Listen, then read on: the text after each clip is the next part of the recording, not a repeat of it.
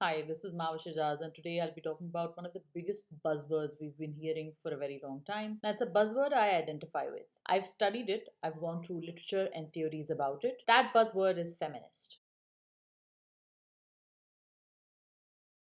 Now, in my head, the basic definition of this word, it simply means that someone who considers that all the years of oppression that patriarchy has inflicted upon people, that's just unfair. I believe that women deserve the right to property, to speak up, to work, wear what they want, and to have the rights and freedoms that many men have enjoyed. While the term may be new, the struggle between the genders is old. There have been patriarchal societies and there have been matriarchal societies. Does this mean that any of them have been proven to be the ultimate answer when it comes to solving death, disease, or any of the sad bits about the human condition? No. The truth is, humanity is flawed in many, many ways. So if there's any buzzword that I'd possibly be comfortable with after the word feminist, it's misanthropist. No, it doesn't mean hating men. It just means someone who's just disappointed in humanity. So, what are we doing? Trying to fight the status quo where we, the feminists, believe that men have so many freedoms that women don't have. Before I move on to that, I want to talk about something that happened just recently. Saba Qamar gave an interview to Samina Pirzada. In this interview, Saba Qamar said that she believes in gender equality and not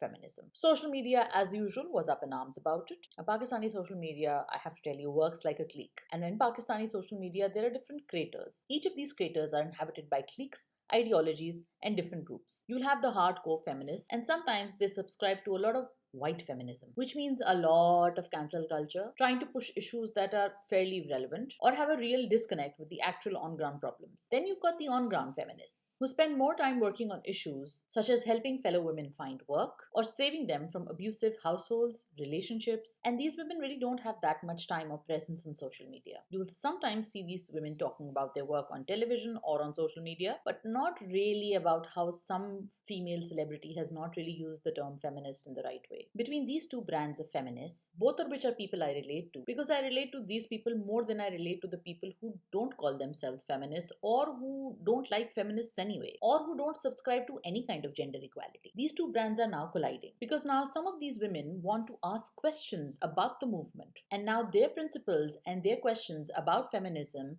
are making their way into mainstream social media. Saba Qamar is one such example about where the conversation regarding women's rights stands in Pakistan. And Saba Qamar, if you know anything about her, before pre Bollywood days, by the way, is one of the most talented people in the industry. I mean, she's worked hard and how. She's literally worked her way up into this volatile, unpredictable industry through sheer hard work and talent. One may not agree with everything she says, but one thing goes without saying. Saba Qamar has defied the status quo, and she has for sure smashed the glass ceiling. A few months ago, she was trolled for a photo shoot. I guess that's public life now. You have to learn how to develop a thick skin when it comes to trolls. But against trolls, not against allies. So what's happening with Saba Qamar? Why is there so much outrage about Saba Qamar saying that she doesn't really call herself a feminist? She's not the first person to have said that. Many people have said this before, including Bollywood and even Lollywood, where women have come out and said, we don't really believe in feminism, but we believe in gender rights.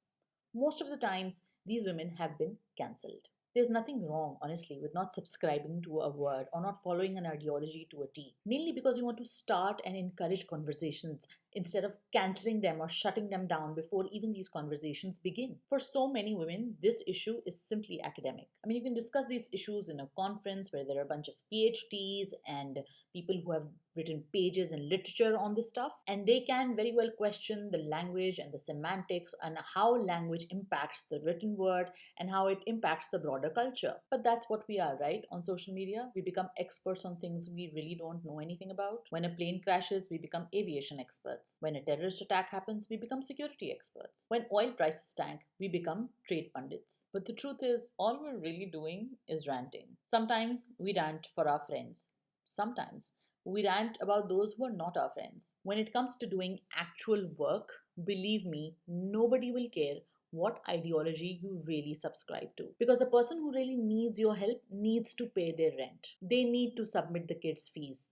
They need food to eat. So, what you just really need to do, regardless of what ist you are, is just show some compassion. I have met so many people who do not agree with me socially, politically, ideologically, but they will have compassion. They will have compassion for you and for other people. This is what we really need to believe in and follow. We need to have compassion for the people who are heading towards the same goal as we are.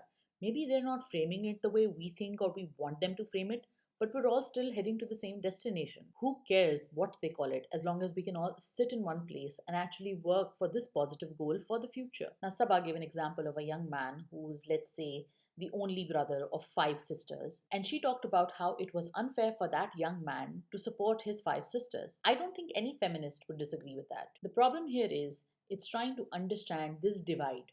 Why do people believe or why do people equate feminism to man hating? And I think that has happened because we haven't included the indigenous problems and the indigenous issues of our country, of our society, into these mainstream conversations. We haven't really explained or understood feminism as such, especially keeping in context of the Pakistani society. Media hasn't helped either. While we do have empowering themes, the word itself sometimes is often demonized. The phrases we use, the terminologies we use, are inherently Western and white in nature. The phrases and terminologies we use, including the language I'm using right now, are Western.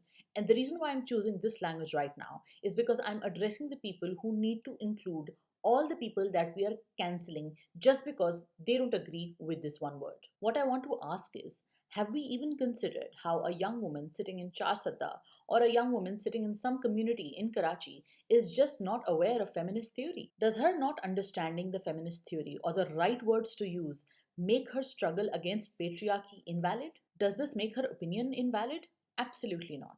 Feminism to me is simply the idea that men and women are both human beings. And I believe that the system of patriarchy is geared towards benefiting men because men get to make the crucial decisions. And it also means that there is intersectionality at play. There is caste, color, creed, and social and financial capital that also must be considered when we talk about feminism. To me, it also means increasing women's space in public spaces, but also understanding that not everybody will have a car. So these women will have to be dependent on brothers, on fathers to take them places. Does this mean these girls are not feminist? Absolutely not. It also means to understand the value of a woman's labor in society. Maybe she's contributing as a housewife, as a wife, as a caretaker, just because her labor is unpaid and undervalued, and because maybe white feminism, maybe canceling housewife culture, does not mean that a housewife or a mother in Pakistan cannot be a feminist and cannot call herself a feminist and is not defying the status quo in some way. The idea is also create better allies in men. Let's have better conversations when it comes to so many issues where men need to be involved, they need to be educated, how to behave, what are rights, what are the lines that they need to understand which were not visible to them before. Does this mean women can't be evil? Does this mean all men are evil? Absolutely not. Feminism does not equal misandry. What it simply means is all of us have to work towards an egalitarian society. A society where men and women are not enemies, but human beings working together to build a better future for our children. Some call this feminism, some call it humanism. I don't care what you call it, as long as you're working towards it.